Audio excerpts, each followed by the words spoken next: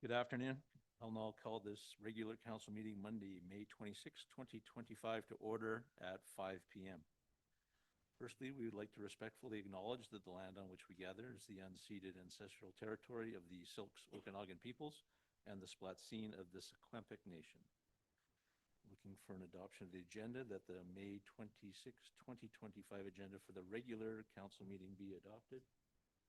Moved by Councilor Draper, second by Councilor Todd. All those in favor? This will be carried. And then looking for the adoption of the minutes for the May 5th, 2025 minutes of the City of Armstrong regular council meeting to be adopted. Councilor Wayner moved and second by Councilor Valstar. All those in favor? And that too will be carried. Moving right along, presentation of reports. I'm going to hand this over to our CEO, trying things a little bit different. Trevor? Thank you, Worship. So the first item, item 4.1, is the community services related to the business licensing and regulation bylaw amendment. And Mr. Warren Smith, our manager of community services, is here to speak to the amendment and this item.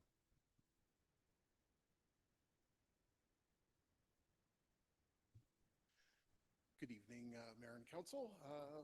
Before you tonight, you have a report that speaks to the implementation of possible amendments to our business and licensing bylaw. Last year, we were approached by the Chamber of Commerce in regards to 4 amendments that they would like to the city to look at.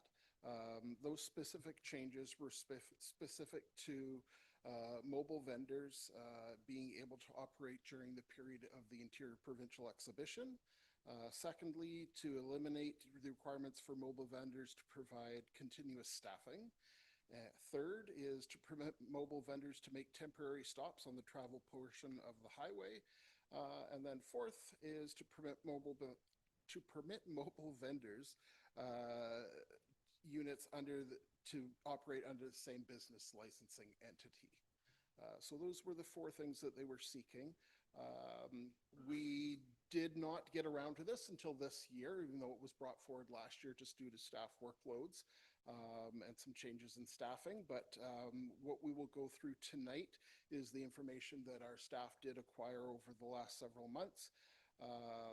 And specifically, we did look at the main portion of it was the zoning component. So I'll speak to that fairly extensively, as that was the main emphasis of what this discussion was about and the amendments that were put forward. So staff did recognize that there's no other local governments that we're able to find out there that do restrict mobile vendors through similar operations of fairs and events. We talked to many different municipalities. There's the Hayek Festival that just took place this last week for same example. They don't restrict the operation of mobile vendors within their community during that time period of that event. The Williams Lake Stampede, the list goes on and on. So we did a fair amount of discussions with other local governments and other mobile vendors from throughout the province, and weren't able to find that type of comparison. But that being said, what we did realize and locate that was hidden in our, not hidden, but was in our existing documents is that our current zoning allowances, where it is a permitted use, does restrict the locations of where they are allowed to locate themselves.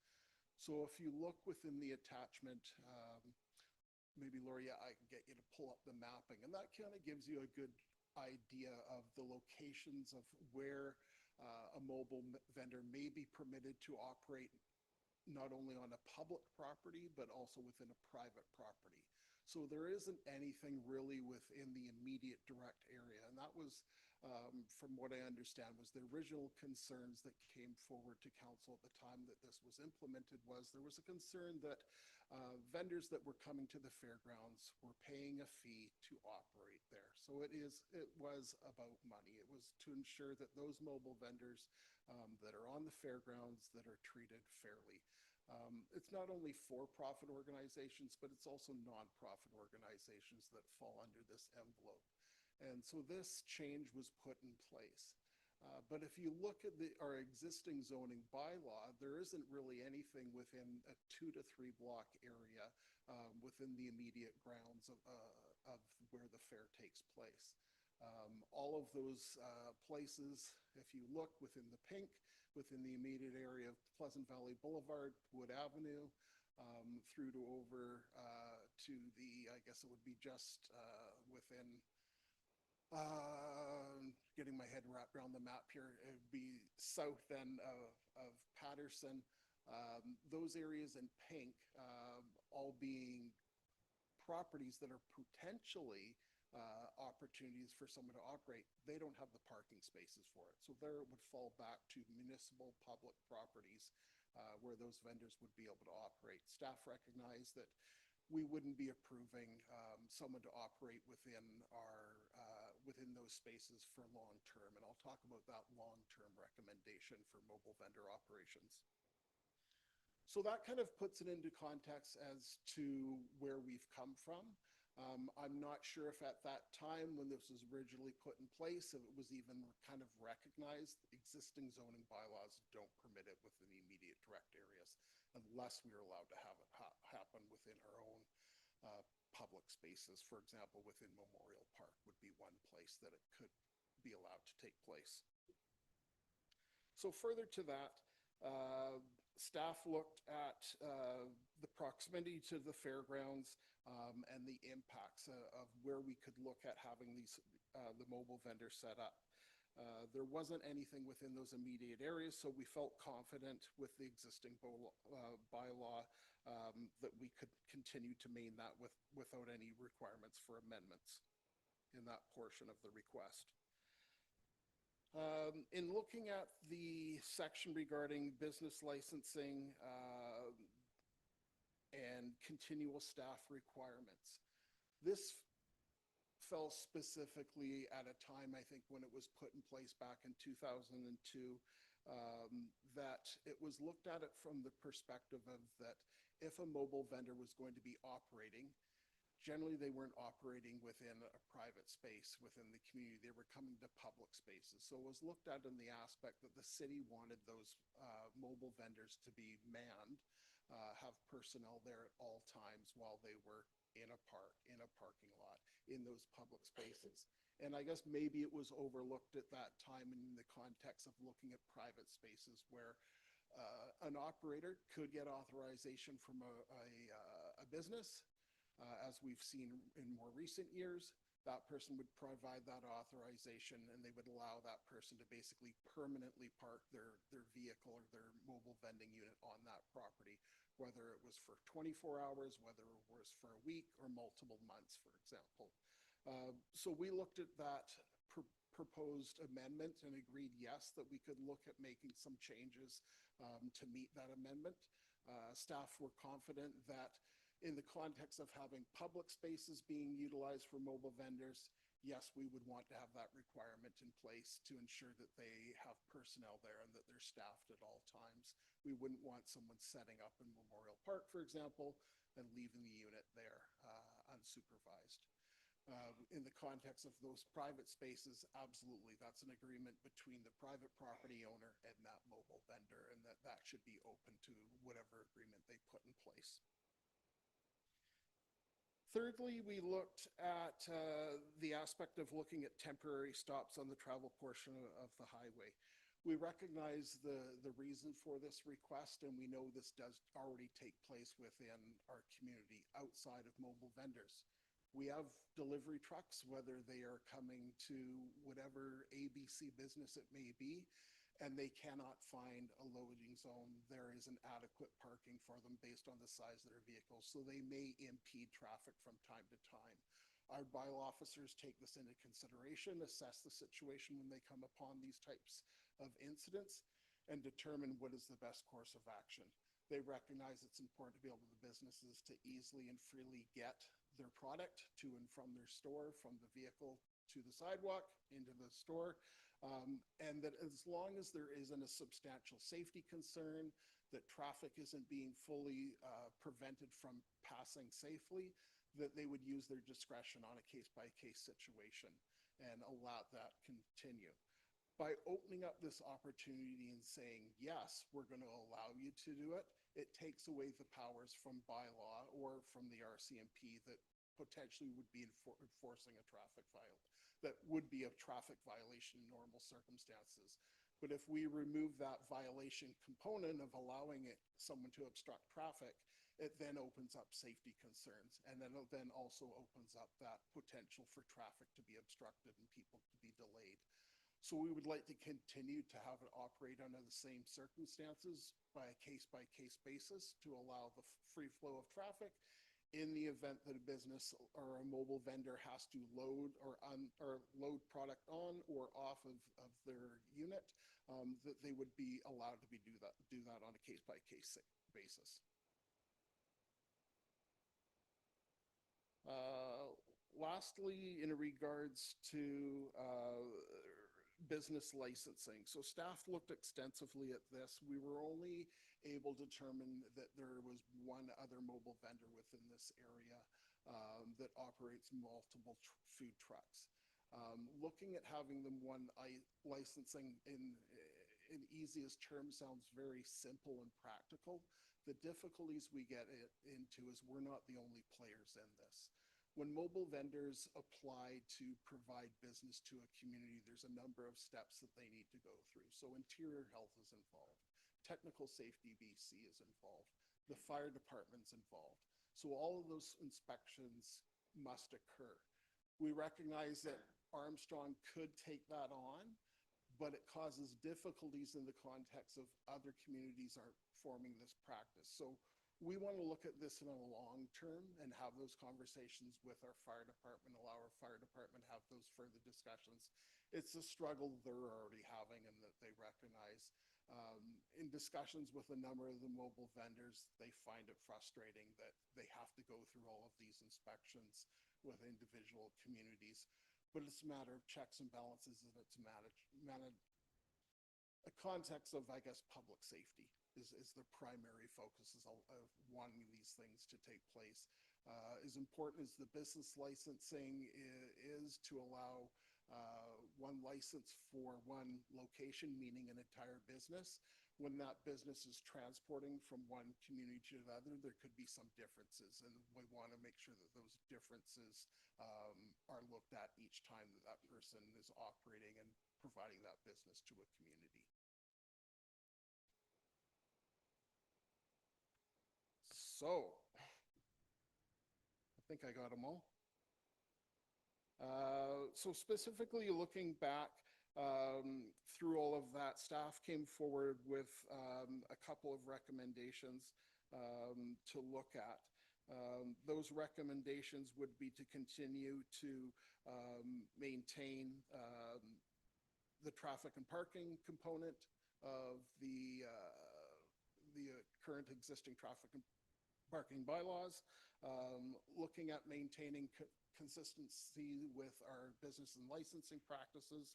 The differences would be looking at the changes to the requirements for full-time or part-time staffing when on private properties, and then lastly looking at the requirement of operation or non-operation during an interior provincial exhibition.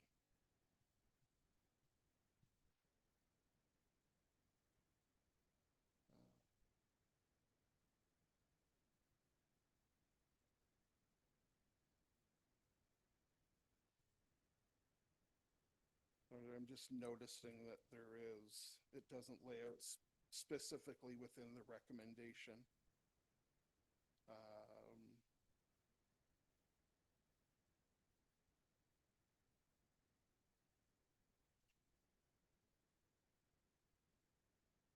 So we should have, there should be a recommendation for the amendments.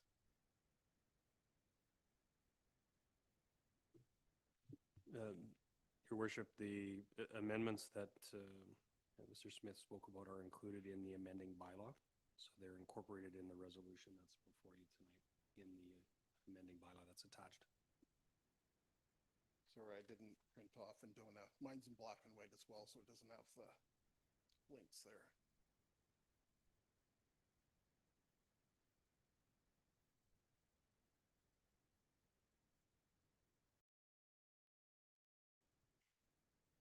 So the first one is that this bylaw may be cited as Business Licensing Regulation Amendment Bylaw number 1938-2025.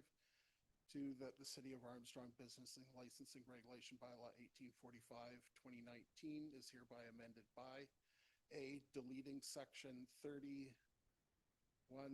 and 2 and replacing it with when operating within a municipal owned space, mobile vending units must always be attended, staffed when on site, and must be removed from the location when not staffed.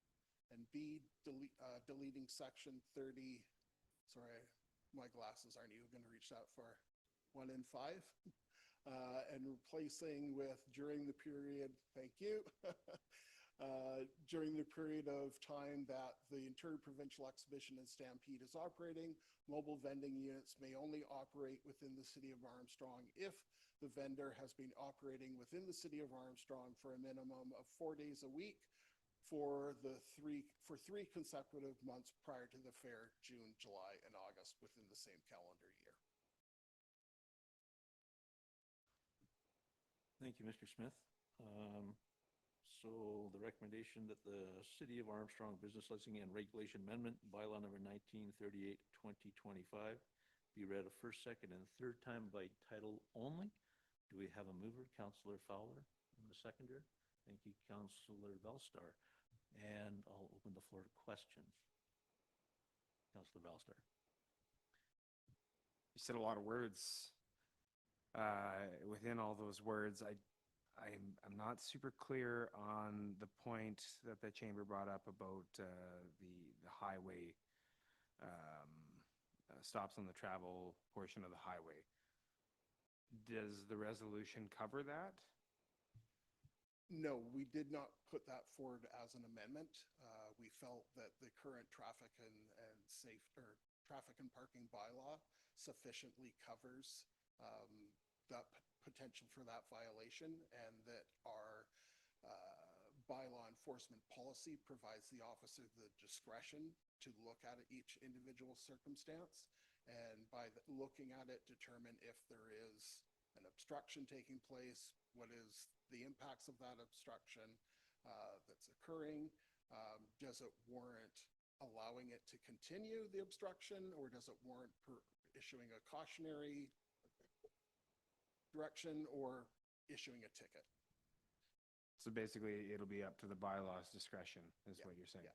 Okay. If we were to make amendments and allow it to occur, it would provide full power to the operator of the motor vehicle to obstruct traffic, which we felt was not a safe circumstance to put pedestrians, the flow of traffic, or the driver in that position.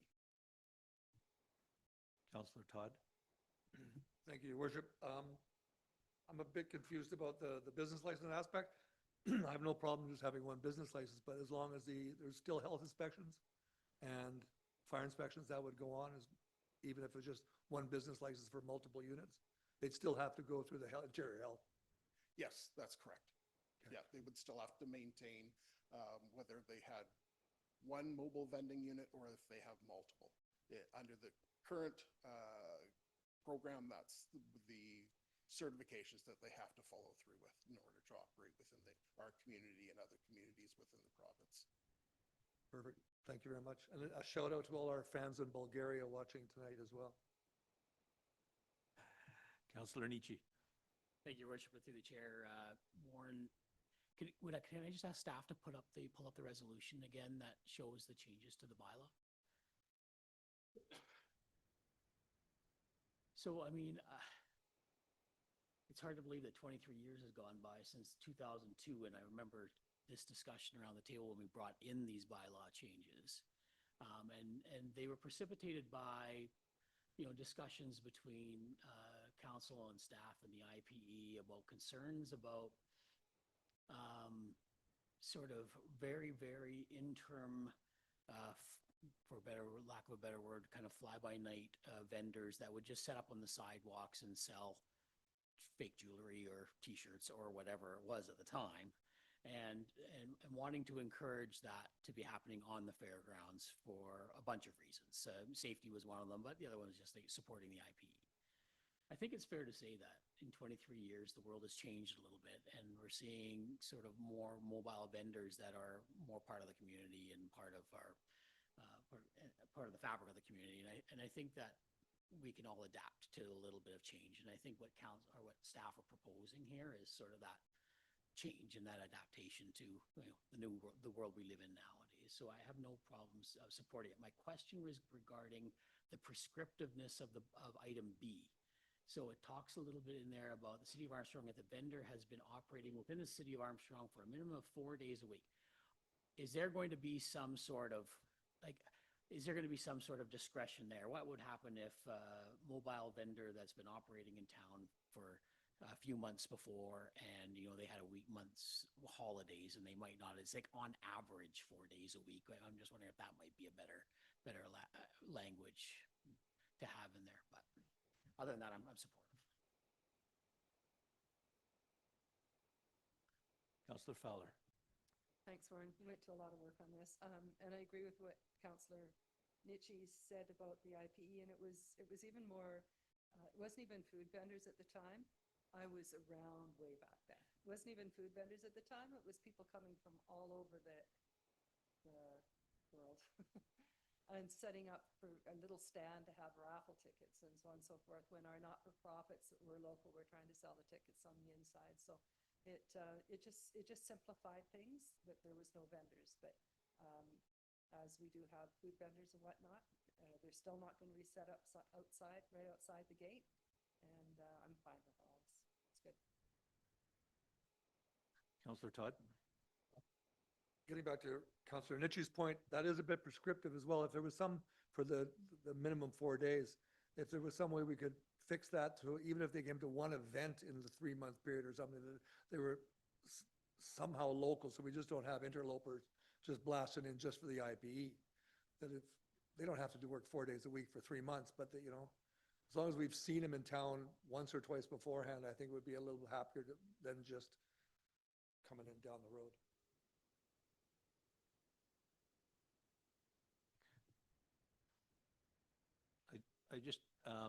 We're looking at one real specific segment here. What about the mobile vendors that are coming in for the street fair or the market and those things? How is this applicable, or is this applicable to them? So it would be in the context of that if mobile vendors are coming in and operating, we really are looking at wanting to have that one person or couple people or whatever number it may be show up for that week. We want to be able to ensure that we prevent that from happening, from taking advantage of the influx of people into our community. We want to make sure that that the IPE, and I will be honest, their users, whether their vendors, whether they are for-profit or non-profit, because there's a substantial amount of non-profit vendors there as well, that do pay fees, that pay substantial fees to be there on the grounds to raise their funds or to build their business. So we want to be protective of the agreement that is there in existence and has been there for a very long time. But we also want to make sure that there's opportunities in our community as a whole, that if we have vendors as we've had in the past that do come here on a monthly basis or every couple of months, that those opportunities still exist. Councillor Weiner. Yeah, just in reading through this, I do appreciate all the work that went into this. I do feel it fairly addresses the concern at hand that was brought forward. I do have some questions about some of the description and whatnot, but I think as an effort to address the issue that we saw, I think this deals with it fairly, and I'm comfortable with it as is.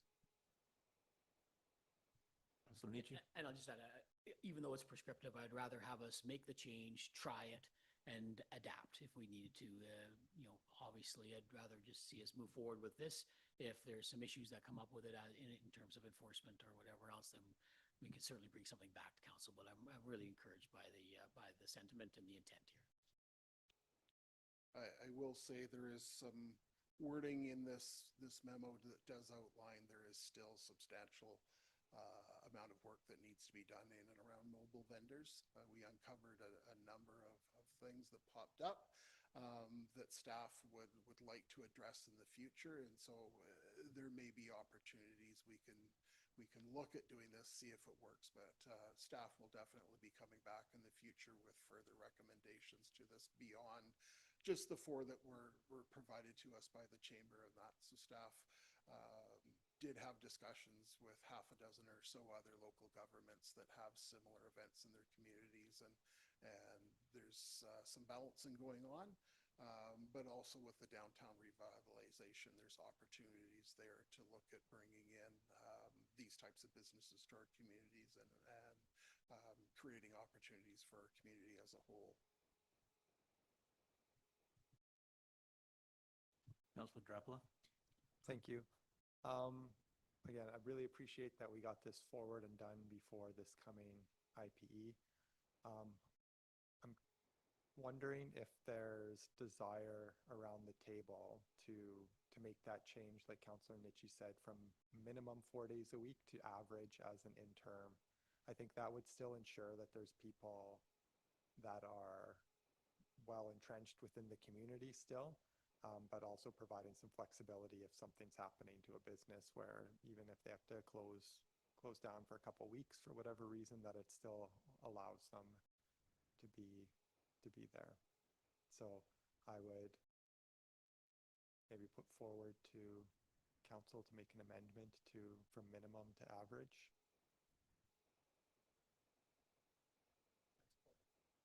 Friendly? Yes, I'll make that a motion. Sorry, so moved, motion by Councillor Drapla for that amendment and seconded by Councillor Nietzsche. Does anybody have any concern with that? Yes, sir.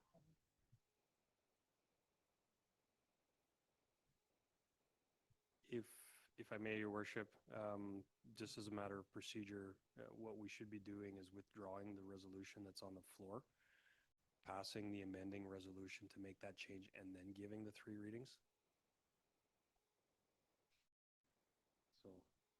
So if Councillor Fowler and Valstar are okay with that, to withdraw their resolution, then the motion that Councillor Drapla put on the floor can proceed.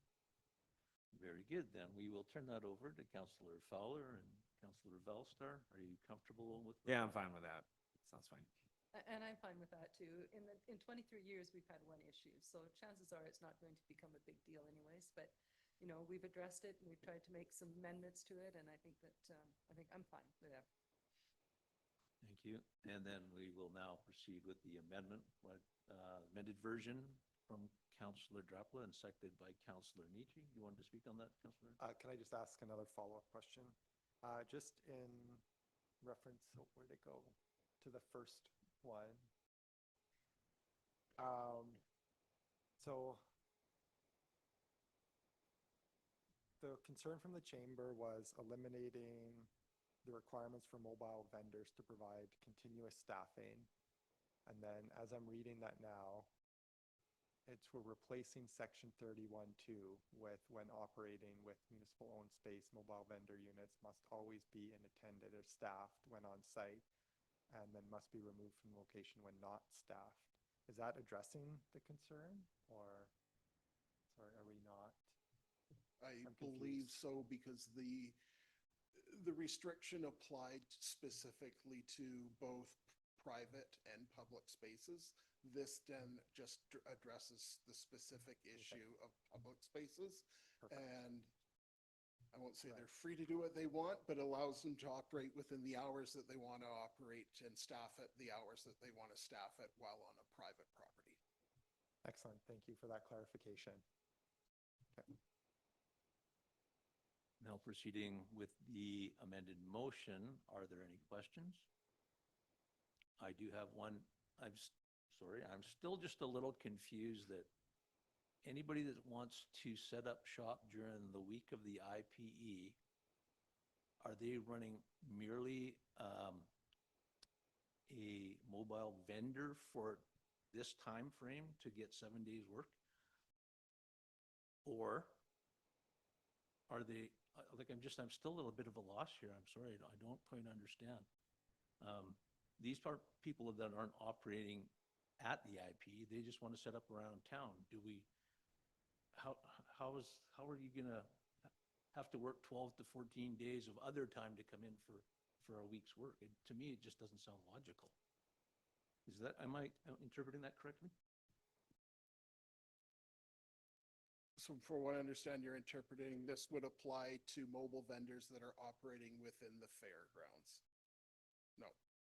If you wanted to be a visitor, not enrolled at the fair and set up shop outside of the streets, then section B would be applicable to you, correct? Yes. So you would have to work 12 days in the community leading up to the IP to get 1 week's worth of work. Yes. Okay. All right. I think that might actually narrow our, the user group, the group that's going to come in. I mean, it means it won't make any changes, I don't think, to the community. It's a lot of work to get a couple of days work at the IPE. And I think we really want to continue to attract business for our other special events that we have. Yeah, and I think the way that I'm kind of looking at this in a positive light is that the businesses that want to operate in Armstrong and are operating all year long are allowed to continue doing what they usually do while the IPE is on, instead of having to close up shop while the IPE is on. If other vendors want to come at different times of the year, this doesn't apply to them. It's just specifically during the IPE. So if they want to come for a twilight market, they're welcome to do so. But if they want to come to Armstrong, but only during the IPE, sorry, then you have to go actually into the IPE. No, I can appreciate that point. I just want to make sure that we're not limiting engagement in the community, that's all. But thanks for that perspective. Any further questions? If not, then I will call the vote. All those in support? And this will be carried. Over to you. Yes. So once again, so it will be read the first, second, and third time by title only. And all those in favor? And that is carried. Thank you very much. And back over to you, sir. Thank you, Your Worship. So item 4.2 is dealing with the appointment of our corporate officer. And so it gives me great pleasure to formally introduce Chantel Weiss as our new manager of corporate services. She started today and has been eager getting herself up to speed on things and getting immersed. This, as was noted earlier, this is the first time in I don't know how long that we've had a full complement of management staff within the city.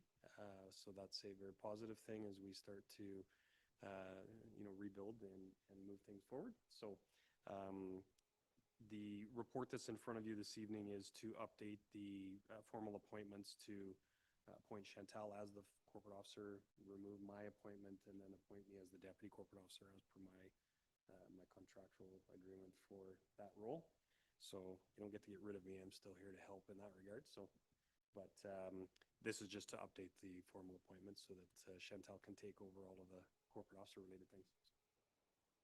Mr. Seibel, so the motion is that Chantel Weiss be appointed as the corporate officer effective May 26, 2025, and that the appointment of Trevor Seibel as corporate officer be rescinded effective May 26, 2025, and further that Trevor Seibel be appointed as the deputy corporate officer effective May 26, 2025. Moved by Councillor Valstar, second by Councillor Nietzsche. Any question? No questions, just a comment. You do realize this is an age-in-place appointment, right? And seeing no questions, then I'll call the vote. All those in favor? And that is carried. Thank you. Item 4.3 is the 2024 Statement of Financial Information.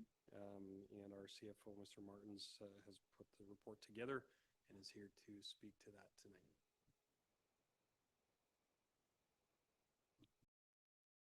Thank you. So the Statement of Financial Information is an annual requirement of the province for local governments in BC to publish certain information. The report itself contains several different segments, And the first segment is the financial statements. And being that council already went through that on April 22nd, I won't go into that in any kind of detail since that's already been approved. The second component of the Statement of Financial Information, and I'll call it the SOFI, that's the common name across the province, and council is well aware of this report. It contains information about council and staff remuneration and expenses. So what we'll do is we'll bring the report up on the screen. So starting with council remuneration and expenses. So the remuneration is gross wages and any taxable benefits that are included. The amounts mirror the 2024 T4 slips for taxable income. Expenses would be any amounts that are paid directly to or on behalf of the individual for conferences, development, travel, that kind of thing. So this is the information for council in alphabetical order by position.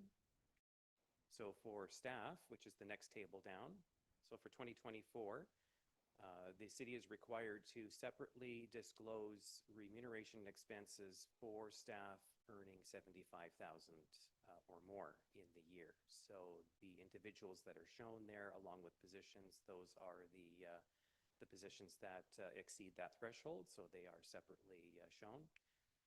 Again, expenses would be the same idea as council. It would be all of those expenses paid directly to or on behalf of each staff member. And then below that section is a consolidated total for all other employees. So a grand total being 2.1 million in gross remuneration. So the next page is the next segment of the SOFI report, and that is for supplier payments, which totaled 25,000 or more in 2024. And it is listed in alphabetical order by the total amount that's been paid last year.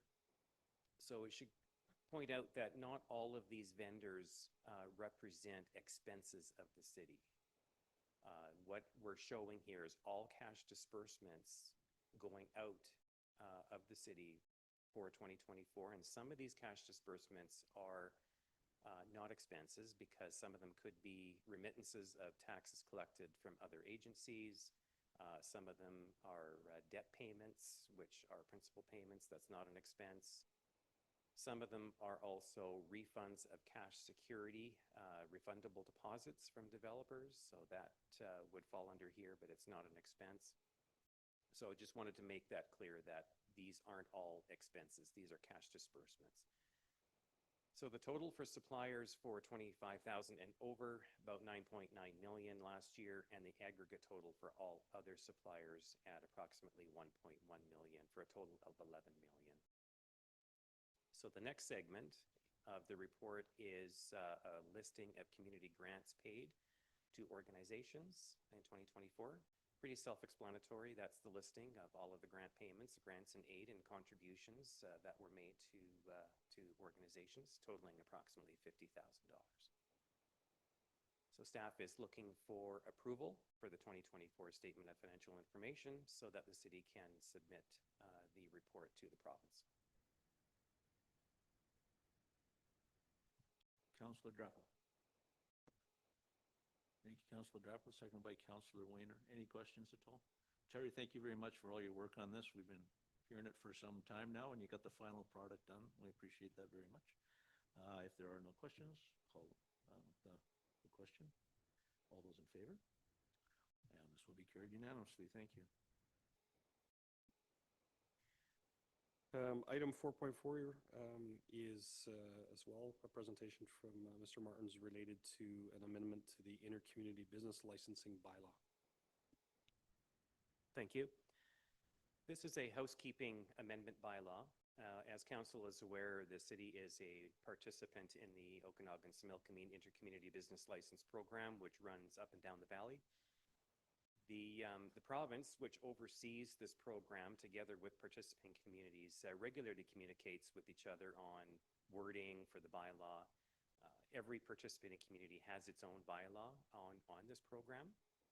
It has become apparent that there is growing inconsistency in the wording in the bylaw from community to community. So one of the major issues that needed to be dealt with is a schedule in each of the community's bylaws called Schedule A, which specifically excludes certain types of businesses as being not allowed within the scope of this program.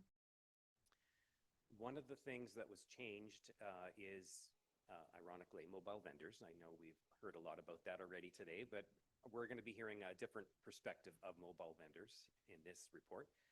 This is to do with the fact that the province and the communities are wanting it removed completely from Schedule A. And the reason for that is there's been some confusion in that, depending on the situation, a mobile vendor could be eligible for an intercommunity business license and in other situations would not be eligible. So the group decided to pull it completely from Schedule A and leave it up to each community to educate applicants on what product they should purchase, whether it's a local business license or an intercommunity license. So just to provide some context there, if the mobile vendor is largely stationary and customers come to them, then that mobile vendor is more like a premises and should have a business license in the community that it's set up in. If the mobile vendor truly does go from customer to customer, that is more of a contractor and then would be eligible for an intercommunity business license. So this is where the province thought it's best just to take it out and leave it up to the communities to educate applicants. So Schedule A is shown in Bylaw 1937, which staff is recommending to be given first 3 readings. So if you turn to Schedule A, that lists now the updated 4 types of businesses that are excluded from the program valley-wide. So it used to show mobile vendors, but that's been removed. And there's been a few other wording changes as well. But the goal here is that every community that's a participant should have consistent wording in their bylaw by fall of this year. So this, again, is a housekeeping item brought to you. Thank you, Terry. So the motion will be on the floor is that the City of Armstrong Intercommunity Business License Amendment Bylaw number 1937, 2025 be read a first, second, and third time by title only. We have a mover. Thank you, Councilor Nietzsche, second by Councilor Todd. Any questions? Thank you. All those in favor? And that motion will be carried. Item 4.5, Your Worship, is the financial transaction authorization structure. And Council will recall that this is a follow-up to the discussion that we had at the April 7th meeting, and Mr. Martins will be able to speak to this at this time. Thank you. During the April 7th meeting, Council endorsed the establishment of 2 groups of signing officers for the movement of money. So Group A being 3 members of Council and Group B being the 2 staff members, the CAO and the CFO. However, Council did request that staff come back with some tweaks and amendments to the originally recommended procedure. The discussion that happened at that meeting was perhaps only investment purchases involve both staff and council being involved in approving the investment purchase. There was also the thought of any accounts payable or investment purchase that's over a certain threshold be required to involve council approval. So before you is a report showing all of the current procedures that are currently happening right now. What I should point out, though, is that the actual purchasing and the authority to spend and purchase is governed by the purchasing policy. So what we're looking at here is approval for the movement of money. And that is whether it's an EFT payment batch, whether it's payroll direct deposit, or a purchase of an investment. This is separate from the purchasing policy itself. So 2 options are being presented to council. Option 1, which is what staff is recommending, is that any purchase where there is or any batch of purchases where there is a payment exceeding 100,000 would require one approval from Group A, which would be council, and another approval from Group B, which would be staff. And anything less than 100,000 would be eligible to be approved by just the staff group. In that option, as well as any investment purchase would require also a staff and a council approval. Option 2 is where only investment purchases would require council and staff approval, whereas all accounts payable would just require, as a minimum, staff to approve those transactions. So this is the tweaked option that we're bringing back to council with the recommendation of option 1 being implemented. Or should I move option 1? Thank you, Councilor Nietzsche. Do I have a seconder? Councilor Fowler, thank you. And I'll call for any discussion. Yep. Councilor Nietzsche. Just want to say thank you to staff for bringing that forward. I think this just adds that layer of transparency, particularly on the investment purchases piece, and I think it provides adequate transparency both on the staff side and for council. So I'm really happy with it. Thank you, Terry. Appreciate it. Councilor Wayner.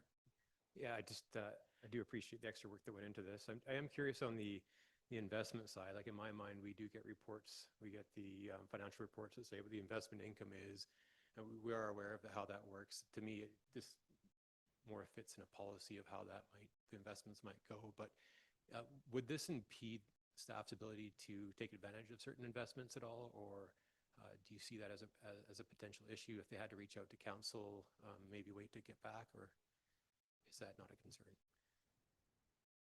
I wouldn't say it wouldn't impede the transaction. Normally, when a rate quote is given, we're given quite a number of days to make that decision. When an investment matures, there are quite a few options that we look at, and our policy does require that we look at all of those options, obviously. So if it takes a couple of days for staff to get approval from one of the council designated signers or approvers, I don't see that as impeding it. I don't see that we would lose that opportunity because it's not instant. Those rate quotes are always good for a few days.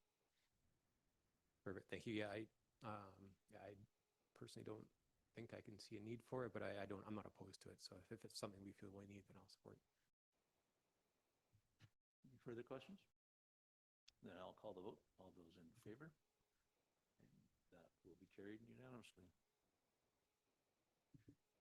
And the last item, 4.6 in the section, Your Worship, is the report from Mr. Martins on the Armstrong Spalding Fire Service, and specifically a 2025 budget amendment.